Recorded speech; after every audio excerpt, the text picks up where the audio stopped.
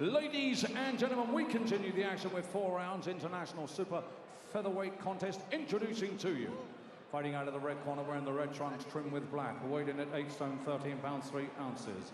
Taking part in his 53rd professional contest, originally from Nicaragua, boxing out of Barcelona, Spain, Jose Aguilar. And now, ladies and gentlemen, fighting out of the blue corner, wearing the black trunks trimmed with gold, weighed in at 9 stone and 4 pounds. He makes his professional debut, having come to us as a member of Elite Team GB and a former Rio Olympian. Ladies and gentlemen, time for you to meet Cardiff Joe Cordina.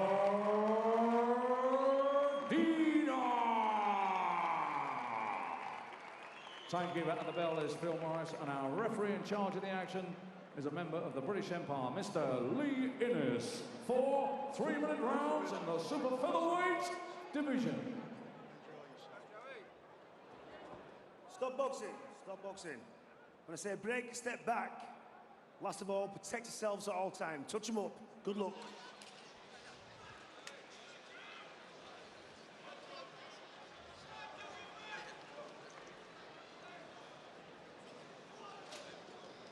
Well, I've been looking forward to this one. Joe Cordina was expected to turn professional. We knew he was going to, along with a number of other GB Olympians.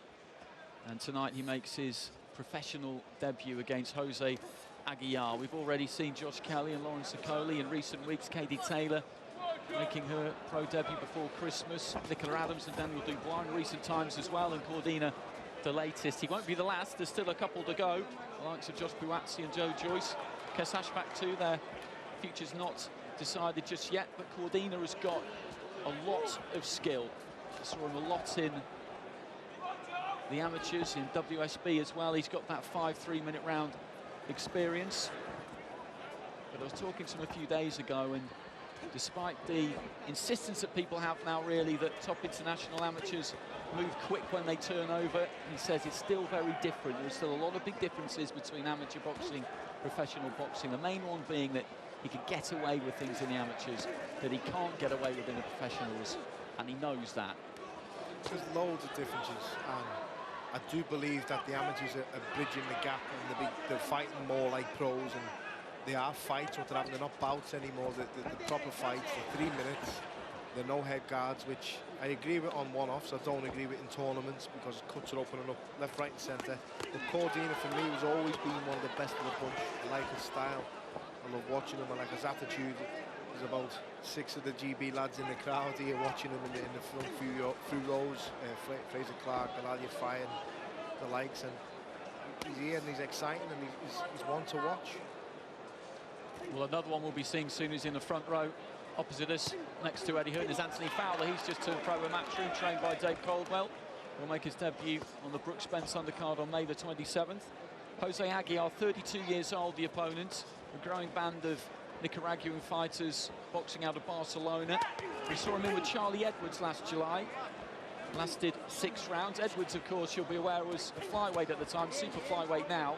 So Aguilar has moved up in weight since then. His last 2 or 3 fights have been more around featherweight, super featherweight, and finding Cordina an opponent for tonight was not an easy thing to do. Matching these kinds of fighters is difficult, and that was a very sharp-looking jab there from Cordina. He followed it up with a right to the body. It's hard as well because technically is this a professional debut when he's boxed in a WSB, and that's what we have to look at with the amateurs turning over now. I remember my first amateur fight, and a lot of pros will ring similar with them. When you come out and there's no head guard on, and it's weird. There's no vest, there's no head guard. These lads have already done all that as an amateur, and they've received a few bob to do it. Technically, the pros, amateurs fighting professional fights, but it's not new to them. So he's took to it rightly so, like a duck to water. He's controlling the pace very well, and he's looking good. Well, it's this Olympic cycle of fighters, the one just finished, they're the ones who are now really used to it. The 10-point must and the head guards came off. The 10-point must scoring system came in for the World Championships in 2013, so they've had a good while to get used to it.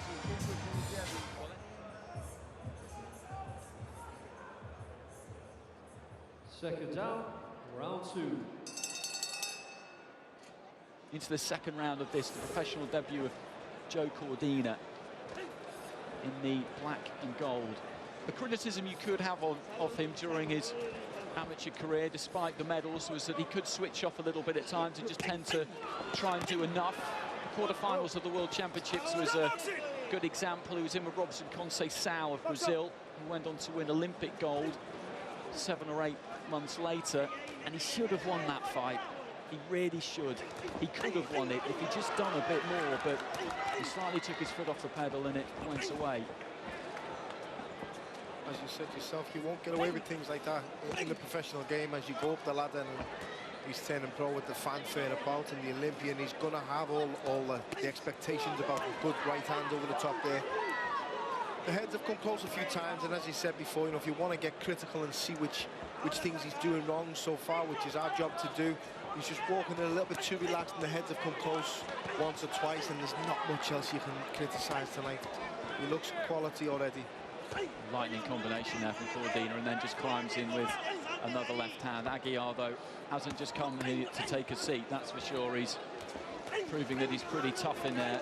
He has been stopped 6 times, 8 times rather, in his 32 defeats, but only once since he's come over to Europe. He had his first 40 fights, 41 fights over in Nicaragua, then headed across the Atlantic. Another big difference between the pros and the amateurs is the gloves as well, smaller gloves. Smaller gloves, they are a shock when you put them on. Them 8-ounce, 10-ounce gram, whatever weight you put on, they're a shock to the system. I think with Aguilar, we could be seeing another Paulie Malignaggi. If that was me, I'd be getting that fringe cut off in the corner. It's coming around in his eyes and it's bothering him already. He's moving out the way every time.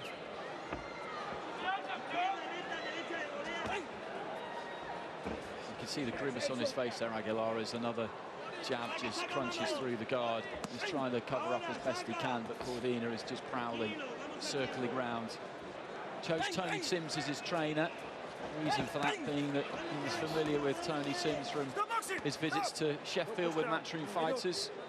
Done a little bit of work with him on occasion up there, and decided that he was the right fit.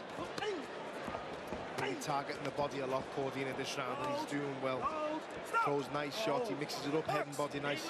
He's jabbing the body, coming up to the head and then back down to the body again. Really impressed with his stuff downstairs tonight. His body shots quality.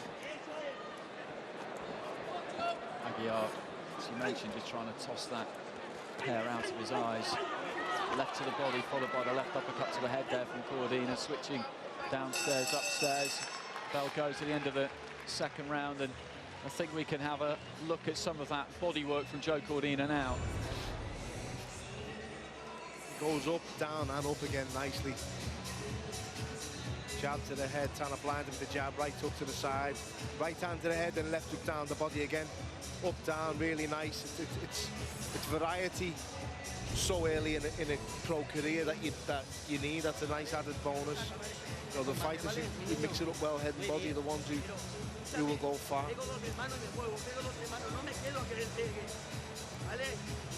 Peter Sims in the corner there as well. Kevin Mitchell's been instrumental in camp.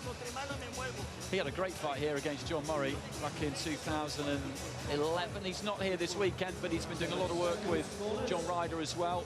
Tony Sims, of course, busy up in Glasgow with Ricky Burns. It's a very busy stable they've got down there. Cordina's been sparring the likes of O'Hara Davis, Charlie Flynn, and back up in Sheffield as well. Going to get on with his old GB teammates, Luke McCormack, Callum French, Peter McGrail. Not Marty J. Ward this time, who's in his weight division, the British champion, because Ward was preparing for a southpaw in Matty Hughes, so there wasn't really any point in them sparring any rounds for this particular fight. It was interesting talking to him the other week and just getting a sense of his routine, because that's another big difference. The GB setup is kind of like being at a boxing academy, a boxing school. The timetable is there. You have to graft, but it's all in place for you. As a professional, you have to make all your own decisions. What time you're going to train, where you're going to train, who you're going to fight, where you're going to live. And he's renting a room in Brentwood at the minute. Ricky Burns, Charlie Flynn do the same thing, but he's away from his family. And it's a pretty solitary existence.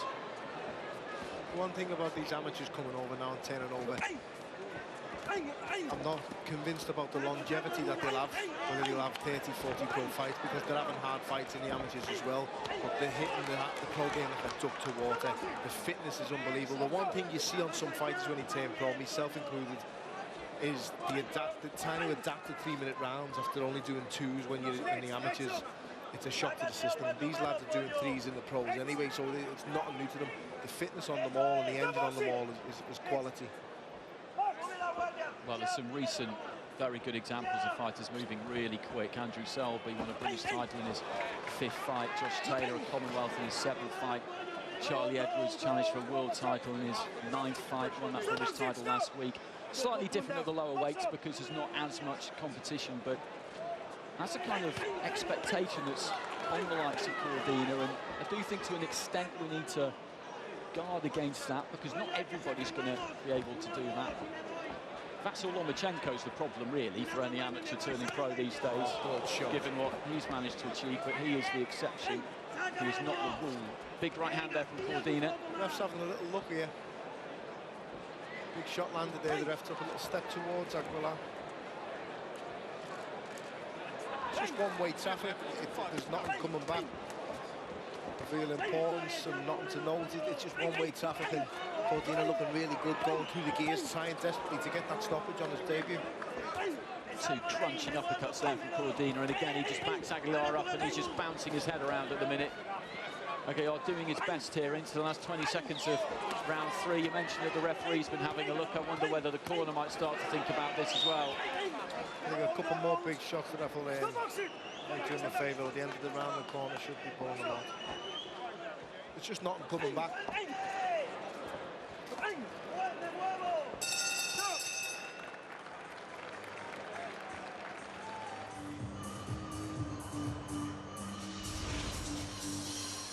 More good work here from Cordina. And so far this has been what we expected it to be. It has, and it's a durable opponent, and I think Cordina's trying his best to get the stoppage. You know, it's a dream stoppage, then dream debut, then isn't it stoppage on your debut? Come out and make a statement.